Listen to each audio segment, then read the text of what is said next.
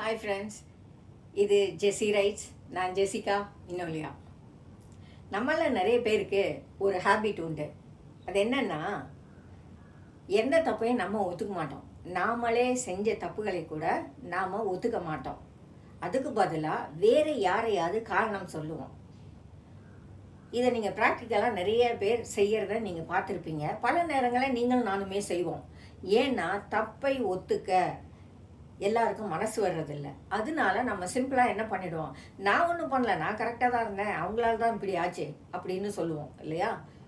தப்பை ஒத்துக்கிறதுங்கிறது ஒரு ஒரு பெரிய தன்மான பிரச்சனை மாதிரி நிறைய பேருக்கு தோணுது. அது இல்லை. உண்மையில் தப்பை ஒத்துக்கிட்டு நம்ம பேசணுமா இருந்தால் அந்த இடத்துல இன்னும் கொஞ்சம் பீஸ்ஃபுல்லான ஒரு சிச்சுவேஷன் வரும். அடுத்து என்ன பண்ணலாம் அப்படின்னு சொல்லி சமாதானமாக டிஸ்கஸ் பண்ணுறதுக்கான ஒரு வாய்ப்பு வரும். தப்பையே நாம் ஒத்துக்கலை அப்படிங்கும்போது பிரச்சனை அல்லது டிஸ்கஷன் அந்த இடத்துலையே நின்று போயிடும். அவங்க தான் தப்பு பண்ணாங்க, ஆனால் ஏற்றுக்க மாட்டேங்கிறாங்க அப்படின்னு சொல்லி அங்கேயே நின்று போயிடும். ஆஃபீஸ்லேயே ஒரு தப்பு நடந்து போச்சு அப்படின்னா அதை எப்படி நம்ம சரி பண்ணுவோம்?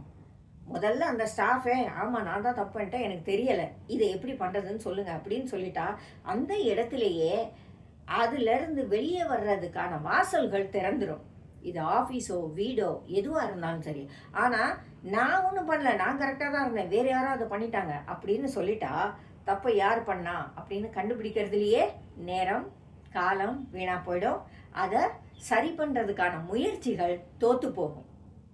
ஆகையினால வாழ்க்கையில் நாம் வீடாக இருந்தாலும் சரி, அலுவலகமாக இருந்தாலும் சரி, சமூகமாக இருந்தாலும் சரி, தப்புகளை ஒத்துக்கிறது ஒரு ஒரு மானக்கேடான விஷயம் இல்லை. உலகத்தில் அத்தனை பேரும் தவறு செய்கிறவர்கள் தான்.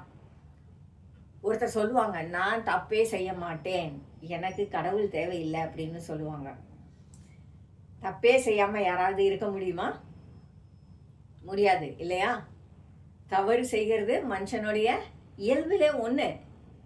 அப்படி இருக்கும்போது நான் தவறே செய்ய மாட்டேன், நான் எல்லாத்துலேயும் கரெக்டாக இருப்பேன் அப்படிங்கிற ஒரு மாயைக்குள்ள நாம் எப்பவுமே சிக்கிக்கிட கூடாது.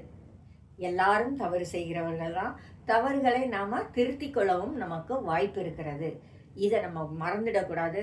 தப்பு செஞ்சால் தைரியமாக, ஆமாங்க இந்த விஷயத்தில் எனக்கு தெரியலை அல்லது கை தவறி இதை இப்படி பண்ணிட்டேன், இதிலேருந்து எப்படி வெளியே வர்றது, இதை எப்படி ரெக்டிஃபை பண்ணுறது அப்படின்னு பேசுவோம். அது நம்மளுடைய தவறுகள்லேருந்து நாம் வெளியே வர்றதுக்கு மட்டும் இல்லை, எதிர்காலத்தில் இதே மாதிரி தவறுகளை நாம் செய்யாமல் இருக்கிறதுக்கும் நமக்கு பாதையாக ஆகும். நமக்கு கூட இருக்கிறவங்களுக்கு அது ஒரு பாடமாகவும் ஆகும். ஆகையினால தவறுகள் செய்தால் தைரியமாக ஒத்துக்குவோம். தெரியாதுன்னு சொல்கிறதோ, நான் தான் செய்தேன் அப்படின்னு சொல்கிறதோ மானக்கேடான விஷயம் இல்லை. எல்லாரும் பிறந்ததில் இருந்து சாகிற வரைக்கும் எல்லா விஷயத்துலேயும் படிச்சுக்கிட்டே தான் இருப்போம். கற்றுக்கொள்ளுதல்ங்கிறது ஒரு தொடர் நிகழ்வு. ஆகையினால தவறு செய்தலும் அதே மாதிரி தொடர் நிகழ்வு தான். தொடர்ந்து நம்ம எதுலையாவது ஒன்றில் தப்பு பண்ணிக்கிட்டே இருப்போம். அதில் இருந்து அதை ஓப்பனாக நம்ம கன்ஃபஸ் பண்ணிக்கும்போது அதை நம்ம திருத்திக்கிறதுக்கான வாய்ப்புகள் நிறைய கிடைக்கும்.